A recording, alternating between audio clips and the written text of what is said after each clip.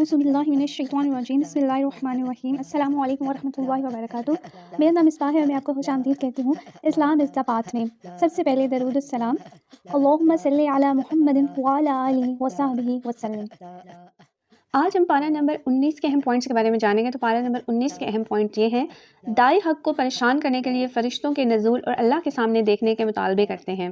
قیامت کے دن انسان رسول کا راستہ چھوڑ کر دوسرے راستوں کی پیروی کرنے اور برے لوگوں کے ساتھ دوستی کرنے پر افسوس کرے گا۔ بدعت اور دین سے دور لوگوں کے دوست بچنے کی ضرورت ہے۔ تنہائی میں حرام کاموں کو کرنے والوں کی تمامی پہاڑ جتنی نیکیاں بھی ضائع ہو جائیں گی۔ مستقل بنیادوں پر قرآن کے ساتھ تعلق قائم کرنا اور اسے چھوڑنا نہیں، ہر دن اس کے ساتھ ہی گزارنا ہے۔ بدترین معبود جدھر دل لے جائے، حلال اور حرام کی پیروی کیے بغیر ادھر چل پڑنا خواہش نفس ہے۔ بڑے پیمانے پر تم وسائل استعمال کر کے قرآن کا پیغام لوگوں تک پہنچانا۔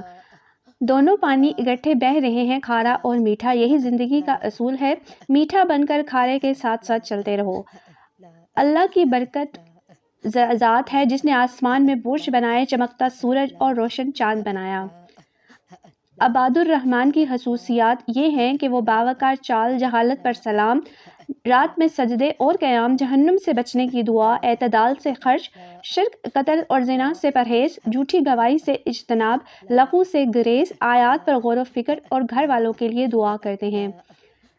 موسیٰ علیہ السلام سے پوچھا گیا کہ رب کون ہے تو انہوں نے جواب دیا، تمام مخلوقات کا رب، آباء و اجداد کا رب، مشرق اور مغرب کا رب۔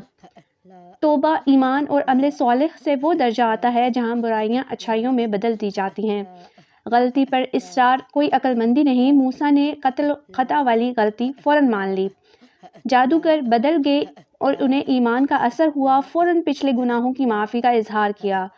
اللہ سے ڈرو اور میری اطاعت کرو، یہ سب پیغمبروں نے دعوت دی۔ سلیمان علیہ السلام نے پرندوں کی بولی سمجھنے کی صلاحیت اور ہر چیز ملنے کو اللہ کا نمایاں فضل قرار دیا۔ ہر پاک و صاف دل والا، زبان کا سچا، جس کے دل میں گناہ نہ ہو، نہ کینہ نہ حسد، دل کو سلامت رکھنا بڑا جہاد ہے اور قلب سلیم ہے۔ فساد کرنے والے حد سے بڑھنے والے ہیں۔ نماز، روزے، زکوٰۃ سے افضل عمل لوگوں میں صلح کروانا ہے۔ رب العالمین کی طرف سے قرآن تنزیل ہے۔ روح العالمین کے ذریعے نبی کے قلب مبارک پر عربی زبان میں پہلے صحیفوں میں ذکر، علماء نبی بنی اسرائیل اسے جانتے تھے۔